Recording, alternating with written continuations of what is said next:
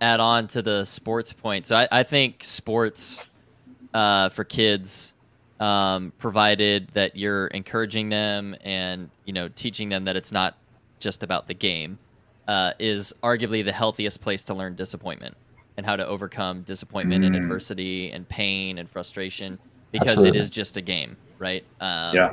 And especially if we're talking like 6 to 8 year olds, playing soccer, it's not the World Cup. Life will continue if you lose or you mess up or whatever, right? But those are real emotions.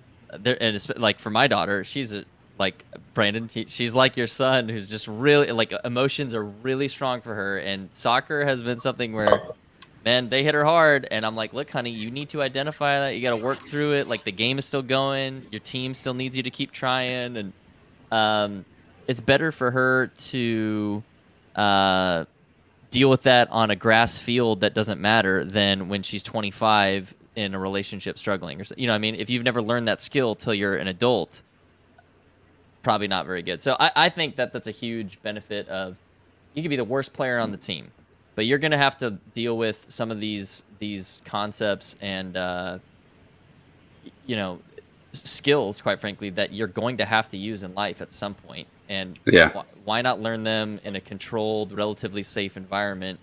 Um, and as a parent, like I tell this to my daughter a lot. Of course, I want her to do well and all that kind of stuff. But afterwards, I'm like, look, you could be the worst player on the field. I don't care, but you can be respectful. Hmm. You can work hard, and things like that. You can listen to your coach. You can cheer on your teammates. That has nothing to do with how good or bad you play. Those are things that you can always do. And so, yeah, I think that that's a beautiful thing about it. So, yes, it's exercise, it's teaching kids to move and to deal with that, but there's a huge, life skill set that they're going to gain from it. So that's why I'm a huge fan of kids sports. Yeah. And then I wanted to, when we were talking earlier about, staying active and why it's important for you as you age and everything. For me, I've found that with my back injuries and shoulder injuries and stuff like that, if I take just a couple days off from working out because I'm tired or I'm traveling a lot or whatever, they start to nag real quick. My back starts hurting Hmm. again, my shoulder starts hurting, my knees, everything starts popping again. If I stay active and a body in motion stays in motion type of thing.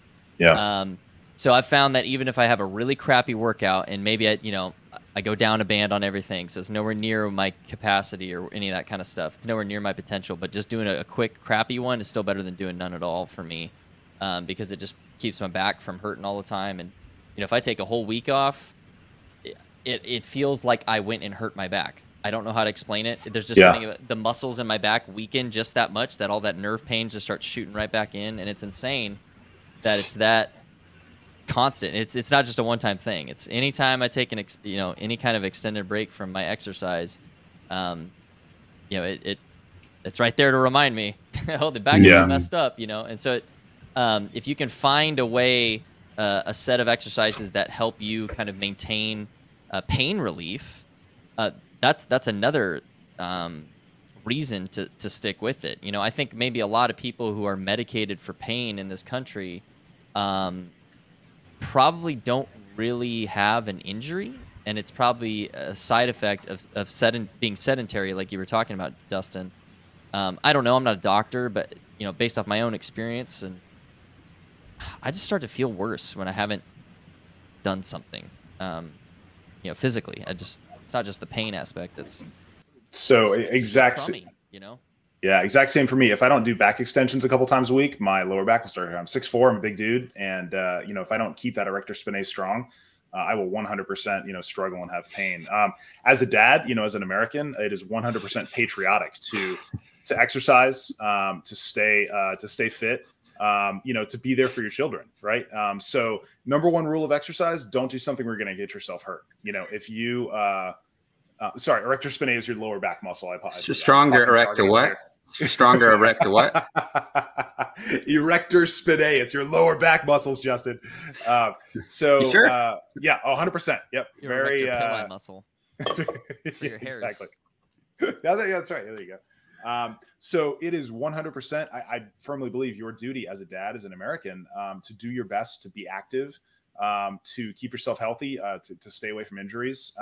What is our labor participation rate right now? 50, 60%. It's not very high, right? And a large part of that.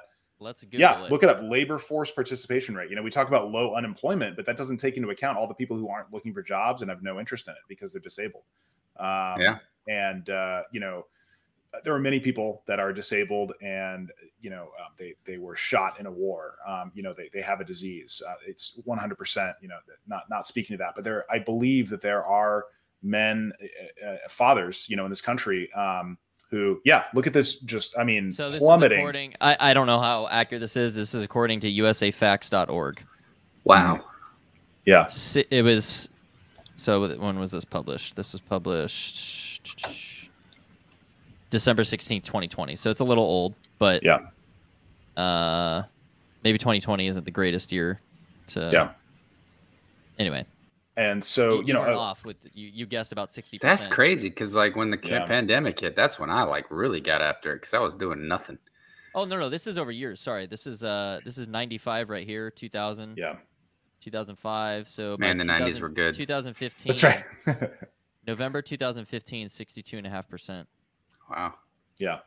And you know, some of that I think takes into account retired people and all that. But so again, you 100% have it within your power to be active, to be someone who's beneficial to society, that helps your children. You also 100% have it in your power to be a leech, to be a slug, to be someone who doesn't help other people, you know, who's just out for yourself. And, you know, I firmly believe that it is your duty to do everything you can to, you know, to remain fit, healthy, and able to, you know, to help your family. And so that's something that drives me when I don't want to exercise, when I don't want to go to work, when I don't want to, you know, listen to my 2-year-old, you know, complain about how his milk doesn't taste good, you know, whatever it is. I use a lot of that positive self-talk, and I tell myself, you know, I'm going to be a good father. I'm going to be you know, a good member of society. And that motivates me. Some people, not so much. They go, you know, it's just not their thing. But that personally works really well for me to remind myself, you know, that I was given so much.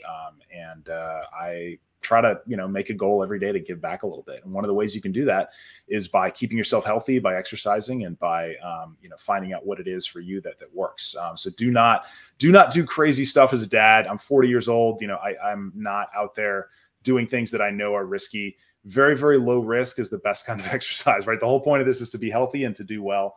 And not to get hurt. So, you know, stay safe with your exercises.